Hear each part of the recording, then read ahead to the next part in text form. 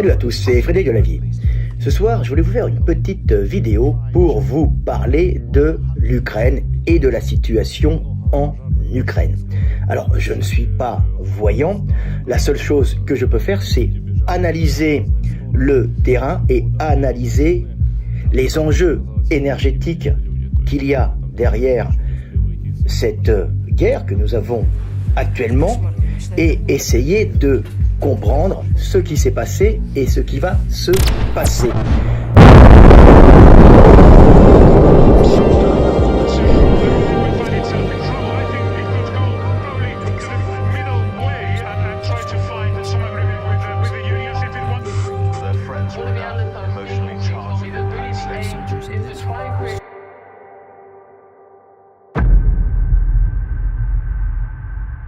Nous pensons que nous pouvons prédire l'avenir, mais pas du tout parce que nous sommes toujours en relation avec de l'émotionnel et avec de l'irrationnel allant souvent avec de l'émotionnel, qui va faire agir les hommes, non pas dans le domaine de la logique pure, mais dans le domaine de la relation, de l'émotion, de l'action conduite par l'émotion, la colère, et non la logique pure pour essayer de faire valoir les intérêts, ses propres intérêts, les intérêts de son peuple ou du monde.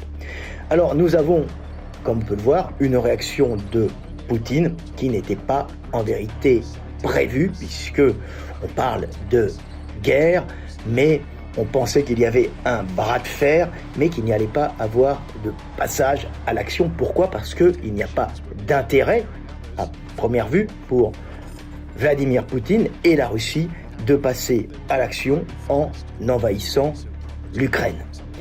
Alors, on peut comprendre pourquoi il a envahi l'Ukraine, mais les intérêts économiques n'étaient pas là, puisque Poutine n'aurait rien fait, serait parti, aurait fait le fort, le coq et serait parti. Ça aurait été plutôt tout bénef pour lui, puisque Poutine est main dans la main avec l'Allemagne et ses intérêts en Allemagne allaient bien fonctionner, puisque l'ouverture du gazoduc Nord Stream 2 était prévue et le Nord Stream 2 allait inonder l'Europe, en tout cas l'Allemagne, et c'était prévu après l'Europe, de gaz russe, ce qui était tout bénef pour l'Allemagne, qui est un partenaire économique énorme de la Russie. L'Allemagne, contrairement à ce qu'on pense, est avant tout tournée vers l'Eurasie, c'est-à-dire Russie, Chine, plus que vers les États-Unis, et que l'Allemagne prévoit bien sûr de bosser main dans la main avec l'Est, ce qu'elle a fait traditionnellement depuis des siècles, même s'il y a eu des conflits et des guerres. L'Allemagne est à l'Est, l'Allemagne est partout, c'est traditionnel chez elle, elle a toujours ses alliances. Alors, l'Allemagne avait réussi à créer ce grand Nord Stream 2, c'est-à-dire le deuxième gazoduc qui traverse la Baltique pour arriver en Allemagne, et ce gazoduc allait permettre à l'Allemagne de réduire un peu sa dépense carbone, puisque l'Allemagne est un gros consommateur de charbon pour faire son électricité, donc c'est un gros pollueur, mais c'est aussi, malgré ce qu'ils disent, parce qu'ils n'ont pas voulu de nucléaire, ils consomment beaucoup d'énergie électrique française qui est d'une énergie nucléaire. Les Allemands sont connus pour être des hypocrites, chez eux ils sont plutôt verts et en dehors ils sont plutôt marron foncé caca. Donc ça, c'est les Allemands, on les connaît, ils fonctionnent comme ça. Donc ce gazoduc Nord Stream 2 était un avantage, c'est pour ça que l'Allemagne ne s'est pas trop mouillée dans cette affaire, et quand l'Ukraine, sous pression de la Russie qui la menaçait, a demandé à l'Allemagne de lui envoyer des armes, l'Allemagne lui a envoyé des casques, ce qui a profondément énervé le gouvernement ukrainien qui pensait avoir une aide de l'Allemagne. L'Allemagne qui est très timide, qui ne veut pas cette guerre puisqu'elle est le partenaire économique de la Russie. Donc elle avait dit, quand l'envahissement a commencé, nous allons faire des sanctions, nous allons bloquer Nord Stream 2, mais bloquer Nord Stream 2, c'est pour le moment pas très grave, puisque il y a encore tous les raccordement à faire de Nord Stream 2 au réseau de gaz des Länder allemands. Donc ça va prendre un certain temps, mais le gros tube de 2 mètres de haut est arrivé. 2 mètres de haut, c'est énorme, hein. Ce sont des pressions du gaz qui arrivent sous pression, et c'est vraiment de la grosse consommation, et ça va permettre à l'Allemagne de se chauffer l'hiver et de faire marcher des centrales électriques. Et de moins dépendre aussi du charbon et peut-être aussi du nucléaire français, donc de l'électricité française, ce qui n'est pas bon pour la France. On croit que l'Europe est unie, mais en vérité, l'Europe n'est pas du tout unie. Il y a des guerres internes, des dissensions internes, et principalement entre l'Europe du Sud, et plutôt la France et l'Allemagne, qui se font au sein de l'Europe une véritable guerre économique qui ne porte pas son nom, qui est cachée, mais qui est réelle. Donc, Nord Stream 2 n'était pas du tout un avantage pour la France, c'était un avantage pour l'Allemagne, qui pouvait diffuser le gaz russe en prenant bien sûr un petit pourcentage. Ça se passe tout le temps comme ça quand ça passe chez vous. Donc c'était tout avantage chez lui en échange de prix sur le gaz qu'elle aurait pu revendre maintenant à la France. Cette histoire du gaz qu'on voit, hein, c'est derrière, hein, cette histoire avec la Russie et l'Ukraine, on voit des tensions mondiales, c'est la grande guerre du gaz, hein, actuellement. Et on s'aperçoit par exemple qu'en Afrique, il y a Wagner. Wagner, c'est la milice privée, hein, d'origine russe, mais qu'en vérité qui est commanditée par les Russes. Comme ça, les Russes disent non, c'est pas nous, c'est privé. Et ce sont les Russes qui sont dans le désert et qui sont en train d'aider les tribus, les groupes ethniques pour passer du côté, plutôt en jouant sur les luttes ethniques, hein, les luttes tribales, du côté russe, pour pouvoir éventuellement empêcher le bon passage d'un grand gazoduc transsaharien qui devait amener le gaz africain en passant par le Sahara, pour aller directement, passant par l'Algérie ensuite, avec les accords algériens, pour aller sur l'Europe du Sud et la France.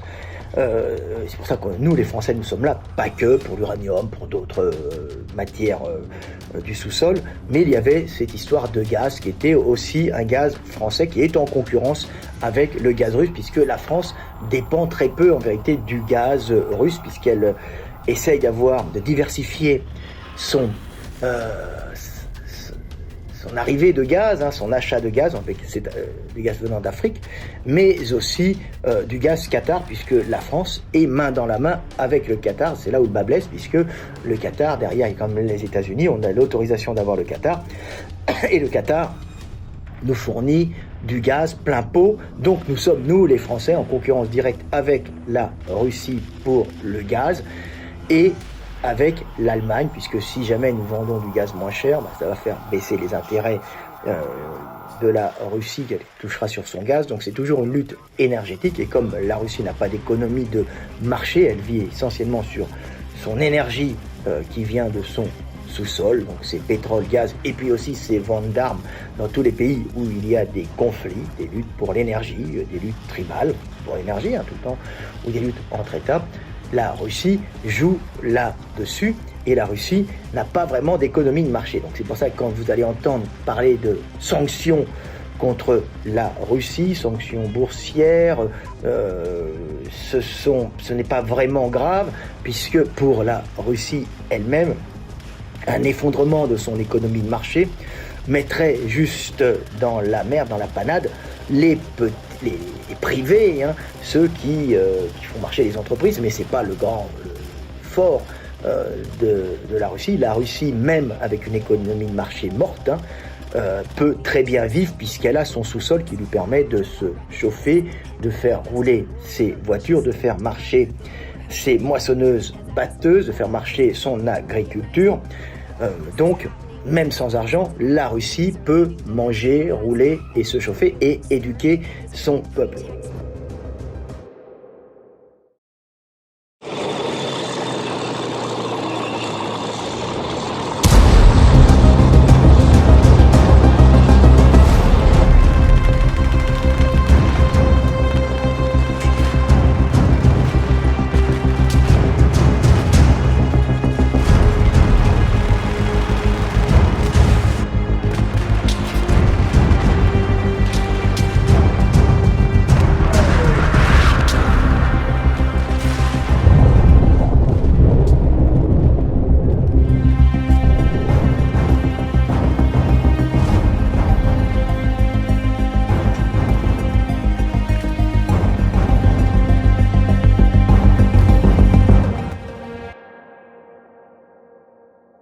quand on dit que la Russie a un très faible, c'est quoi, PIB, je ne sais plus l'équivalent de l'Italie, quelque chose comme ça, je ne me souviens plus, c'est des données qui sont faussées, puisqu'il faut voir l'énergie du sous-sol, il faut voir l'indépendance de la Russie et sa capacité à vivre sans économie de marché quasiment.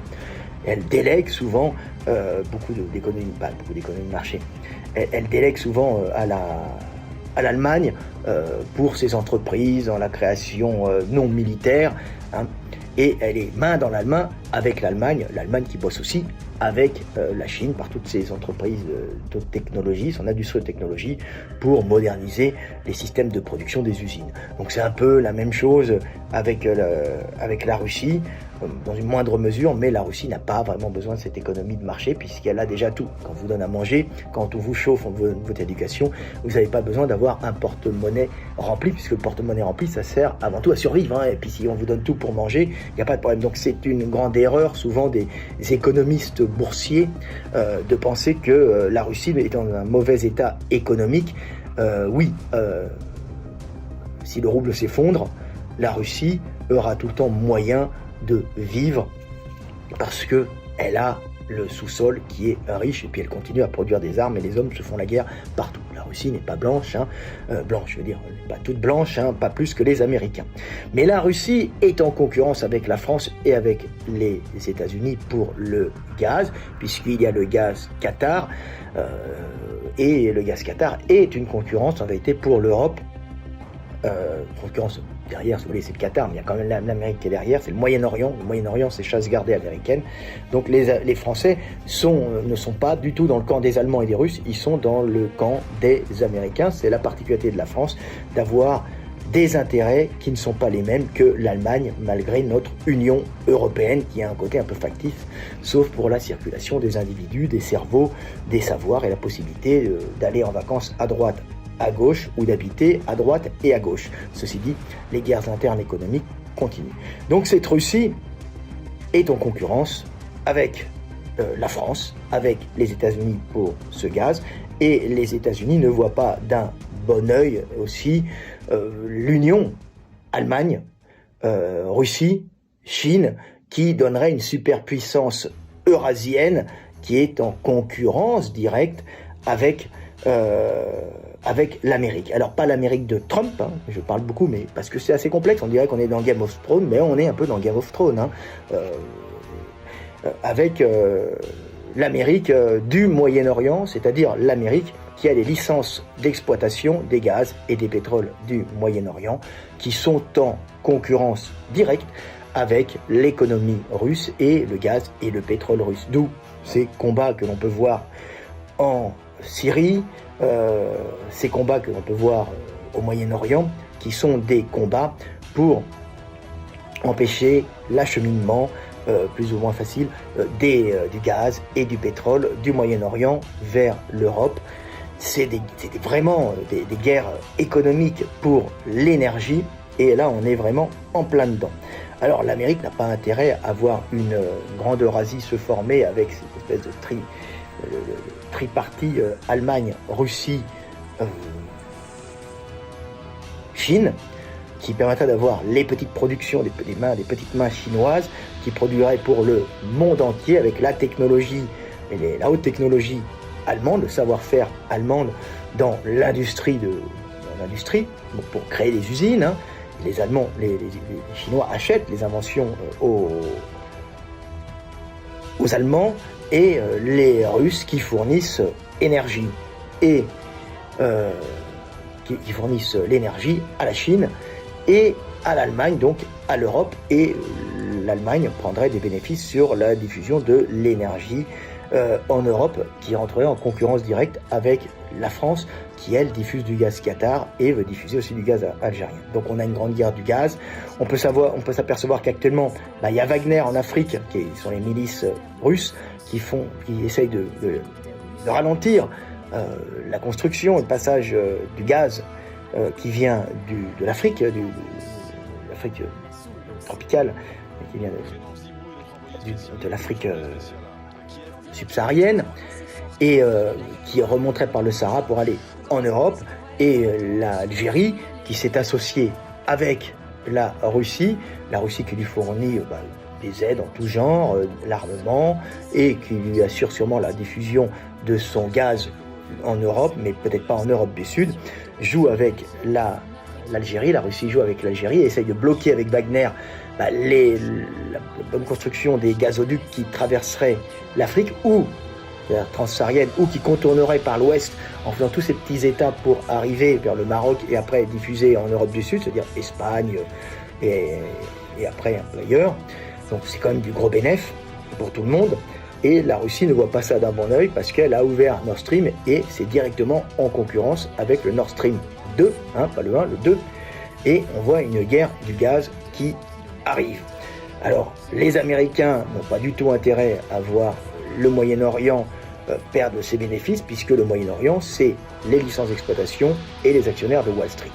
Donc, ils ont tout intérêt à essayer de fomenter en Europe, et principalement en Ukraine, un ressentiment anti-russe, un ressentiment anti-russe qui joue sur les Russes d'Ukraine, puisque c'est une population assez mixte. Il y a des orthodoxes ukrainiens, des orthodoxes russes. À l'est, il y a un peu de catholiques.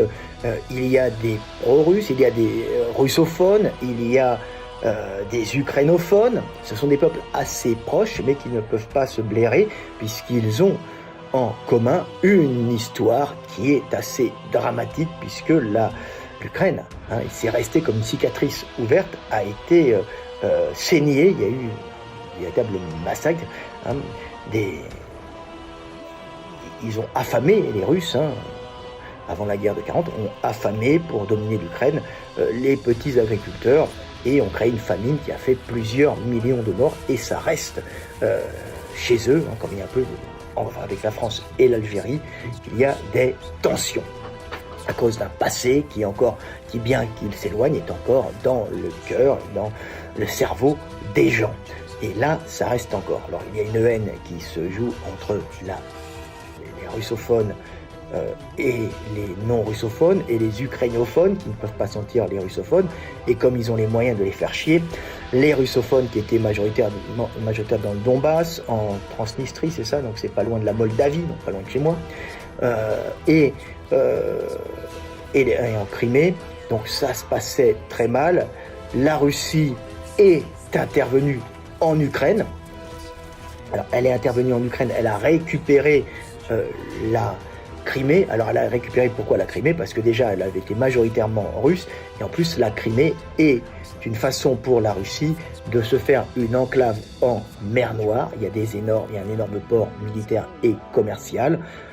Après, il y a la mer d'Azov au-dessus, mais ça permet à la Russie d'avoir son enclave commerciale et militaire pour commencer à rentrer sur la Méditerranée, puisque le problème de la Russie, c'est que c'est un empire terrestre et non un empire maritime, et c'est tout le temps ce qui lui a manqué pour maîtriser l'économie et le commerce. Il faut quand même avoir des débouchés maritimes, et le débouché maritime permet d'aller sur la mer Noire et ensuite la Méditerranée, et de montrer qu'on est là et de commencer à faire du commerce et d'assurer aussi dans la Méditerranée une présence militaire. Présence militaire qui avait moins de valeur actuellement, bien qu'ils en ont besoin maintenant, parce que la Turquie avait, à l'époque de Trump, été lâchée un peu par les Américains, puis la Turquie a vite fait de se retourner un peu pro-russe, mais la Turquie peut rebasculer occidentale, on va dire pro-Amérique, et retourner avec par exemple les Anglais, et puis se décider de bloquer le passage du Bosphore, c'est ça, qui donne de la mer Noire à la Méditerranée, ce qui serait considéré par les Russes comme une atteinte à leur liberté, parce qu'il peut y avoir un blocus qui se passe comme ça, et le Russe se trouve bloqué en mer Noire, ne pouvant plus aller en Méditerranée par tous ces ports de Crimée.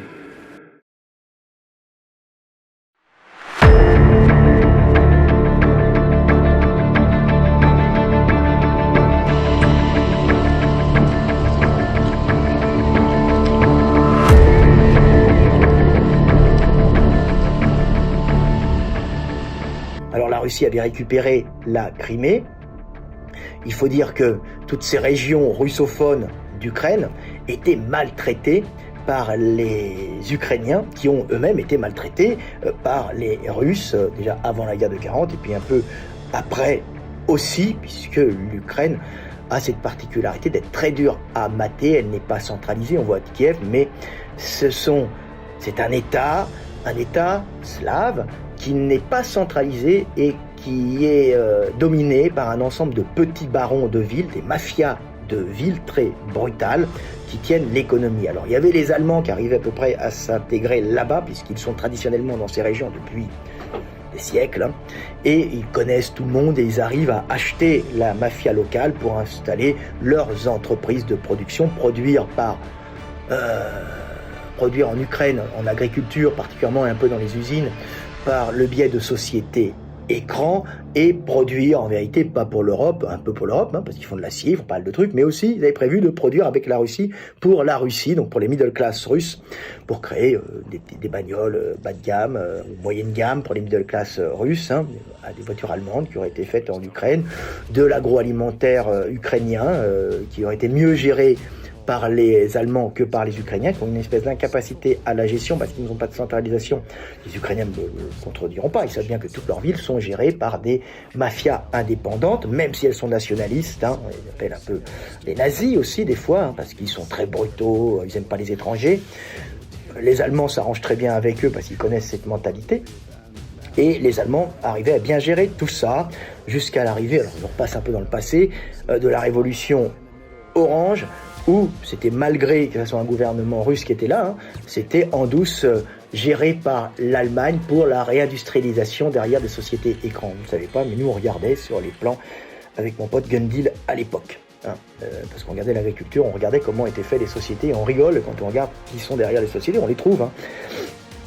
Donc moi je suis à côté, alors ça m'intéressait, on se posait des questions, puis on a vu que c'était comme ça, je voyais toutes les pubs qui arrivaient pour l'agroalimentaire ukrainien, et derrière il y avait du tracteur, il y avait du matos allemand, et c'était en vérité pour produire par les Allemands, parce que les Ukrainiens n'aiment pas les Russes, mais pour produire pour les Russes, comme ça les Ukrainiens ont l'impression de bosser pour les Allemands, et en vérité ils bossent pour les Russes. C'était très fin. Les Américains n'ont pas aimé, ils voient une grosse Eurasie qui se met, ils ont créé la révolution orange, ils ont déstabilisé l'Ukraine, l'Allemagne s'est barrée parce qu'elle a vu que ses bénéfices allaient partir en fumée dans cette révolution, et l'Ukraine est retombée dans la merde. Voilà. Donc l'Ukraine, on en revient, c'est assez complexe, c'est mélangé, mais j'essaye de vous expliquer la géopolitique générale, hein, vous relirez tout ça. L'Ukraine, elle, s'est abattue, hein, les Ukrainiens, hein, sur les russophones qui sont là-bas, qui sont dans le Donbass ou ailleurs. Alors leur technique pour essayer de les emmerder, de les opprimer, pour essayer de les faire partir et de se retrouver qu'avec des Ukrainiens, ce n'est pas uniquement de les tuer, on ne les tue pas comme ça. Hein. Y a eu bien sûr des exactions, ils les emmerdent, la police les contrôle, mais c'est beaucoup plus minable que ça. Ce qu'on fait, c'est par exemple, on ne rénove pas la région. Toutes les régions où il y avait des russophones, comme la Crimée, qui était une très belle région, où il y avait les oligarques russes qui avaient leur villa sur le bord de la mer. Les Russes, ils ont aussi leurs défauts. Hein. C'est pas une bourgeoisie, mais c'est des oligarques, c'est pas des castes, hein. C'est des oligarques, c'est ceux qui montent violemment au pouvoir, qui ont le pouvoir, et qui se payent des villas avant de mourir, avant de se faire prendre par d'autres Russes. Donc il y avait leur villa en Crimée. Et au Donbass, c'était plutôt des paysans, mais comme ils sont majoritairement russes, et les Ukrainiens qui les aiment pas, ne refaisaient pas les routes, ne refaisaient pas les centres hospitaliers, laissaient couper l'électricité l'hiver, des fois ne les approvisionnaient pas en gaz. On a eu des situations dramatiques, hein, où des hôpitaux se retrouvaient sans chauffage, juste avec des blocs électrogènes en plein hiver. Tout ça pour faire chier les russophones, les inciter à se barrer et à laisser les terrains aux ukrainophones. Lutte tribale, primaire, de vengeance après avoir été opprimé aussi par les Russes, puisqu'il n'y en a pas qui sont blancs et d'autres qui sont noirs. Tout le monde est gris foncé dans cette région. Nous sommes tous gris foncés, nous devons essayer d'être blancs. Blancs, pas blanc, racialement, blancs de cœur et d'esprit. Donc voilà ce qui se passait. Donc Poutine n'a pas tellement apprécié ce qui se passe. Il n'a pas apprécié le fait d'avoir l'OTAN qui n'est pas là pour défendre les intérêts de l'Europe, puisque l'Europe, une partie des intérêts, c'est la Russie, puisque vous voyez bien que l'Allemagne est pro-russe, après ce que je vous explique, mais l'Europe française, et un peu du Sud, est pro-américaine. L'Italie, c'est à part, hein, parce que on a des intérêts énergétiques américains. Voilà.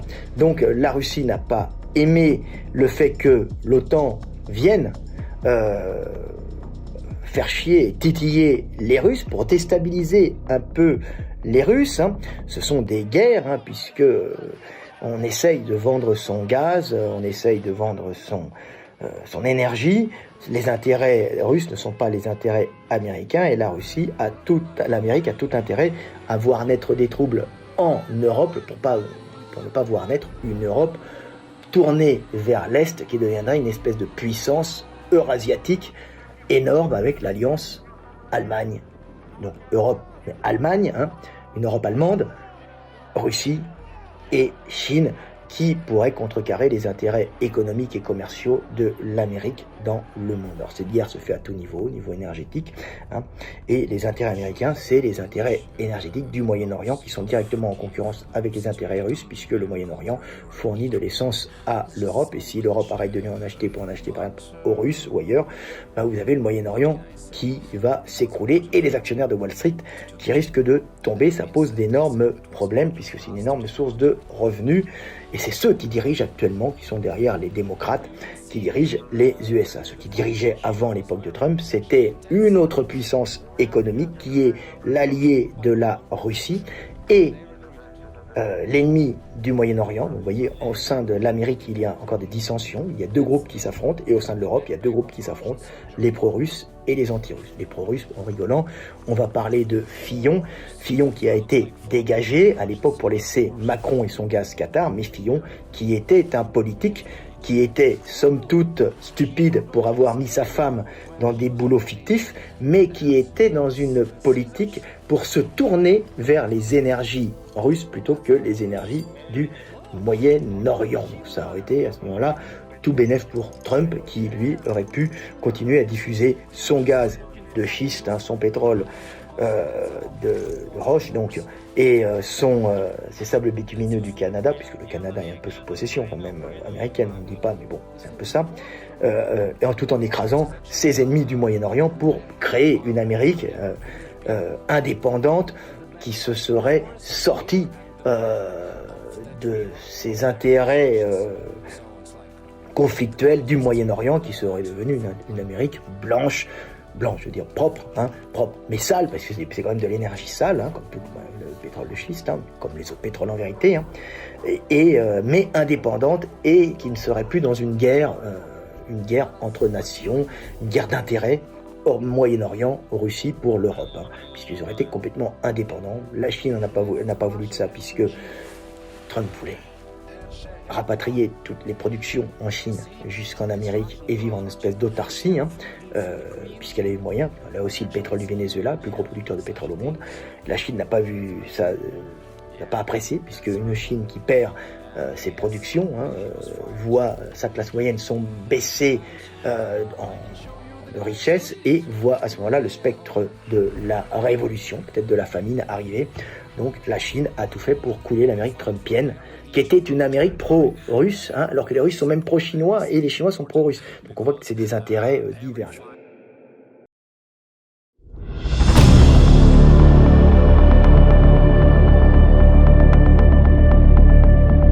Et en une priorité au direct, le président Biden va prendre la parole. On l'écoute sur BFM. Sans justification, sans besoin.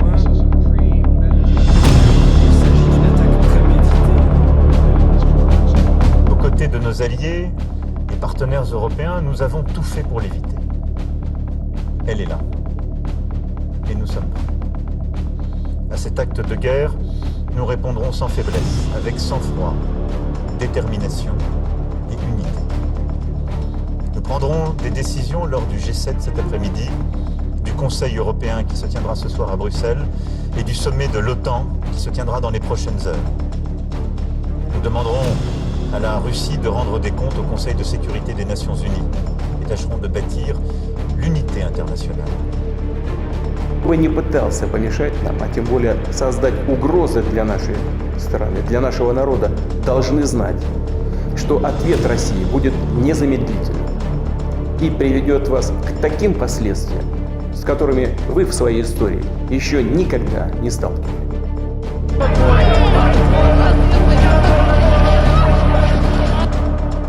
La Russie va s'en sortir, mais en tout cas les nôtres, et il n'y a pas d'intérêt, il n'y a pas grand-chose à gagner dans cette histoire. Donc c'est pour ça que moi, je ne l'ai pas prévu, puisque moi, je prévois logiquement, mais bon, on n'est pas à l'abri d'un raisonnement illogique. On voit comment les guerres se déclarent. Assez souvent, elles se déclarent d'une façon illogique.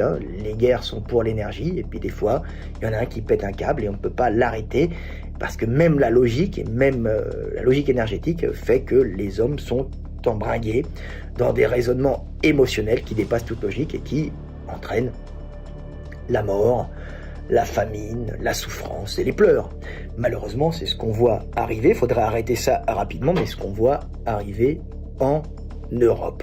Alors, Poutine n'a pas apprécié, il faut regarder son discours, il n'a pas apprécié, il a un lourd passif derrière lui, entre lui et l'Amérique, puisque déjà, ils sont payés, les Américains et l'OTAN, qui n'arrêtent pas de les titiller en mettant des missiles à leur porte, chez les Polonais déjà. Vous savez, les Polonais sont un peu cons parce qu'ils sont dans l'Europe, ils sont avec les Allemands, ils bossent avec les Allemands, mais ils ont une haine des Russes, compréhensible, quand on voit ce qui est arrivé à Katyn et au passé qu'il y a avec la Russie. Il y a une haine, c'est des vieilles haines qu'ils n'arrivent pas à enlever, donc ils vont être anti-russes, alors que les Russes ne sont plus leurs ennemis, donc ils vont mettre des boucliers anti-missiles américains chez eux, ils reçoivent de l'argent, par exemple les Polonais de l'Europe, le premier truc qu'ils font, au lieu d'acheter des avions européens, ils vont acheter des avions américains, avec l'argent des aides européennes, donc la folie furieuse des Polonais, à cause de cet émotionnel qui est dû à un passé très douloureux avec les Russes. N'oublions pas que les Polonais ont été écrasés par les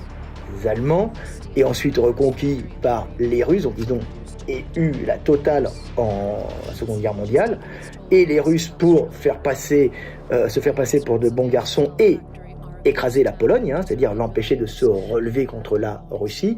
La Pologne est un pays qui est capable de combattre jusqu'au dernier homme, jusqu'au sacrifice. Ils leur ont décapité leur armée en enlevant et en prenant tous leurs officiers, toute leur aristocratie guerrière, et en les tuant à Katyn et en faisant passer ça sur le dos des Allemands, histoire de monter les Polonais contre les Allemands. Donc c'est une cicatrice ouverte encore. Les Américains en profitent pour titiller les Russes et mettre de la pression sur les Russes, comme ils mettent de la pression sur les Russes avec les Ukrainiens pour créer des troubles internes. Ils ont un peu réussi là à énerver Poutine qui a récupéré des terres parce que il commençait à plus supporter réellement l'ingérence de l'OTAN, qui n'est pas pour l'Europe, c'est de l'Amérique, dans les affaires européennes et dans le fait que l'OTAN ne veut pas d'une grande Eurasie puissante. Ce n'est pas dans ses intérêts du tout, puisqu'elle veut continuer, l'Amérique, à régner sur le monde et à diffuser son énergie du Moyen-Orient au meilleur prix, avant de changer, de passer au nouveau paradigme qui sera le tout batterie, on va dire nucléaire ou autre hydraulique, et après le tout batterie lithium ou autres minéraux pour faire fonctionner les automobiles, et ensuite on passera à l'hydrogène. Mais il y a une grande guerre actuellement pour l'énergie. Donc Poutine a pété un câble titillé par l'OTAN. C'était pas prévu, cette guerre n'était pas prévue. Cette guerre, s'il y a un blocus contre la Russie, ça ne va faire quasiment rien, puisque la Russie en a un peu rien à foutre d'avoir une économie de marché qui s'effondre. Et de toute façon, si l'Europe arrête d'acheter du gaz et du pétrole à la Russie, c'est nous, l'Europe, qui allons le payer le plus cher. Alors pas forcément la France, parce qu'elle a d'autres avantages, c'est le Qatar, le Moyen-Orient, mais l'Allemagne va être réduite, ce qui est tout bénef pour les États-Unis, qui on voit une concurrence dans l'Allemagne. Et à ce moment-là, ça va poser des problèmes surtout à l'Europe, puisque la Russie peut très peu revendre son gaz, son pétrole à la Chine, qui est en boulimie d'énergie fossile actuellement, pour pouvoir créer et moderniser son pays en vue de devenir la Chine veut devenir le leader des batteries lithium, pour être le leader des moteurs. Les moteurs, on les connaît déjà, mais du moyen de faire fonctionner les moteurs du monde qui va arriver d'ici 15 à 20 ans. Et la Chine veut devenir le leader et ne veut pas voir sa place prise par les Américains ou les Européens, sachant que les Allemands sont tout de même avec les Russes et surtout avec les Chinois dans la production. Ils ne vous le disent pas, mais ils se font acheter très cher, c'est leur truc, leurs innovations. C'est un pays d'innovation technologique industrielle. Voilà à peu près ce qui se passe. Donc, grande guerre. On va pas être les gagnants de cette guerre économique. On n'a aucun intérêt à aller combattre sur le terrain. Ce que va faire sûrement la Russie, c'est qu'elle va essayer de destituer le président actuel, c'est-à-dire c'est pour ça qu'elle va sur Kiev, pour le faire partir, pour le faire dégager, hein. Et ensuite, elle mettra un gouvernement pro-russe si elle y réussit, hein, et elle continuera, si elle gagne, à faire ses affaires doucement avec l'Europe et avec surtout l'Allemagne, qui est son premier partenaire, pas la France qui joue pour les Américains, pour le Moyen-Orient. Donc voilà. Donc après, tout ça peut changer, puisqu'en 2024, Trump peut très bien revenir au pouvoir, on ne sait pas, hein. Et s'il revient au pouvoir, c'est le retour du gaz et du pétrole de schiste, qui est le concurrent du gaz et du pétrole du Moyen-Orient, qui sont les deux ennemis jurés actuels. Donc voilà, c'est de la géopolitique, c'est très dur de prévoir l'avenir, puisqu'on peut prévoir économiquement les choses de façon logique, mais quand l'émotionnel et l'irrationnel se rajoutent à ça, vous vous trouvez dans des situations comme on le voit actuellement, où il y a la Russie qui envahit l'Ukraine. Alors on a très peu de moyens en vérité d'intervenir en Ukraine, puisque militairement les Russes sont meilleurs, en tout cas pas que les Américains, que les Européens. Les Américains n'ont peut-être aucun intérêt à intervenir en Ukraine, puisque c'est tout bénef pour eux, puisque de ce problème interne, avec des restrictions contre la Russie, on va avoir une augmentation du pétrole, une augmentation du prix de l'essence à la pompe à essence, du gaz, des denrées alimentaires, du blé, l'Ukraine a du blé, qui peut arriver chez nous aussi, donc des denrées alimentaires, tout ça va ralentir l'économie européenne et va enlever un concurrent économique, affaiblir un concurrent économique aux Américains, ce qui est tout bénef pour eux. En fin de compte, cette situation est plus bénéfique aux Américains, même s'ils ne font rien maintenant, qu'à nous les Européens, puisque l'Amérique va voir l'Europe s'affaiblir, la Russie s'imposer, mais dans des restrictions quand même économiques. La Chine va combler, bien sûr, si nous on fait un blocage avec les Américains, va combler les déficits russes en leur achetant leurs matières premières que l'Europe ne prendra plus, pour dire qu'on est contre les Russes. Donc c'est nous qui sommes dans la merde, puisque c'est nous qui allons payer principalement ça. Mais la Chine n'a pas non plus intérêt à voir cette crise perdurer, puisque même si elle peut renflouer en achetant le pétrole et le gaz que les Européens ne vendront pas à la Russie, peut renflouer la Russie, la Chine a tout de même besoin, dans ces échanges économiques, d'avoir les Européens qui lui achètent ses produits. Et si on est en crise économique, on n'achètera plus grand-chose. La Chine a quand même besoin qu'on lui achète ses produits pour voir ses petites mains continuer à produire, à fonctionner, pour occuper un peuple dans le travail. Le travail en Chine a une fonction sociale plus que de l'enrichissement. Le Chinois conçoit l'enrichissement global. Voilà la situation. J'essaye de ne pas y mettre d'émotionnel. Bien sûr, je suis contre un envahissement de l'Ukraine par la Russie, même si émotionnellement mon cœur va plutôt aux Russes, puisqu'on peut comprendre un peu ce qui se passe chez les Russes et l'énervement de Poutine avec les Américains qui les titillent par l'OTAN depuis des décennies, en venant placer des batteries, c'est humiliant pour les Américains et pour les Russes, de missiles, en venant poster des armes de destruction massive près de la Russie, pour leur montrer, nous on vous emmerde, on est les plus forts, pour énerver les Russes et pour essayer aussi de faire valoir, dans cette guerre, les intérêts du Moyen-Orient pour les Américains. Donc on est dans des guerres économiques là-dessus. Donc voilà à peu près ce qui se passe. Vous voyez que tout le monde se tient plus ou moins par les couilles, mais celui qui va s'en sortir le mieux dans ce conflit, évidemment, c'est les Américains, parce qu'ils ont qu'à laisser faire maintenant, laisser faire les sanctions et eux se retirer doucement et continuer à ce moment-là à dire, bah, écoutez, il y a des sanctions contre la Russie, on va vous vendre notre gaz du Moyen-Orient, notre pétrole, pour compenser justement le blocage qu'on a fait en Russie. La Russie va dire, bon, bah, vous nous bloquez, c'est la merde, hein. Donc c'est une part de marché qui arrive pour les Américains, c'est un avantage aussi pour la France, qui va pas se voir concurrencée par le gaz Nord Stream, hein, qui va lui piquer une part d'électricité et nucléaire, et qui risque de la concurrencer sur son propre marché avec du gaz russe, hein, plutôt que du gaz Qatar que la France diffuse. Donc on voit qu'il y a des enjeux économiques énormes, mais dans l'histoire, on va dire les vainqueurs de cette histoire, même s'ils se retirent maintenant, ils n'interviennent pas, ça va être les Américains. Les grands perdants, c'est les Européens. Les Russes vont se voir emmerdés, mais ils vont tenir quand même s'il risque d'avoir des effondrements économiques au niveau de l'économie de marché. Ils sont indestructibles puisqu'ils ont le gaz, l'électricité, le nucléaire, l'hydroélectrique. Ils peuvent vivre sans rouble quasiment que par l'échange et en faisant fonctionner leurs hôpitaux et ils sont communistes, hein, même s'ils paraissent capitalistes, hein, et leurs écoles, il n'y aura aucun problème. Un Russe sans argent peut continuer à chauffer et aller à l'école, hein, et à manger, même si il ne mange pas bien, même s'il n'a pas le droit à un restaurant 3 étoiles, et il n'a pas de variété. Même sans argent, le Russe mange parce qu'il a encore de l'énergie dans son sous-sol. Voilà. Et la Chine, elle, est avec la Russie, peut renflouer quelque temps, mais a intérêt de voir l'Europe remonter pour lui vendre, à ce moment-là, ses marchandises. Donc voilà où ça en est.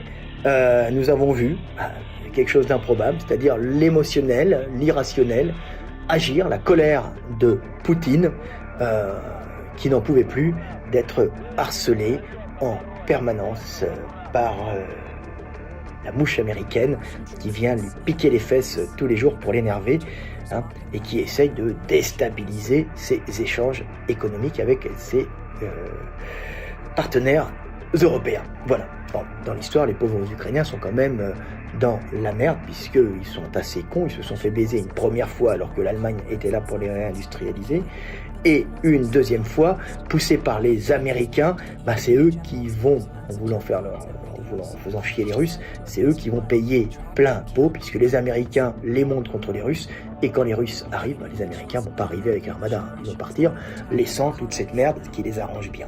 Voilà, c'était Fred Delavier, petite vidéo de géopolitique. Je suis pour la paix, je suis pour l'amour des hommes entre eux. Malheureusement, les politiques ne sont souvent pas plus intelligents que les peuples qu'ils dirigent, hein, que les peuples de moutons qu'ils dirigent. Ils sont issus du peuple, hein, et c'est rare de voir des politiques qui arrivent à vraiment changer les choses et à faire vivre leur peuple d'une façon intelligente et harmonieuse. Ça arrive, mais ils sont souvent aussi cons que les peuples qui les ont engendrés. Et des fois, ils le deviennent, hein, ils peuvent être excellents moments, et ensuite, en vieillissant, ils deviennent mauvais. Donc voilà, vous voyez ce qui se passe. J'essaye de parler sans parti pris, j'essaye d'expliquer la vie, le monde. Et je suis bien triste de ce qui arrive. Ça m'a mis en colère, profondément en colère, de voir que les humains ne sont pas capables de s'unir pour vivre heureux sur Terre. Il y a tout le temps des petits intérêts personnels qui jouent et qui font que notre monde, qui pourrait être un paradis, se transforme souvent en enfer. Et là, actuellement, c'est l'enfer dans de nombreuses régions d'Ukraine. C'était Fred Delavier, je vous aime et paix sur Terre. Ça va être dur.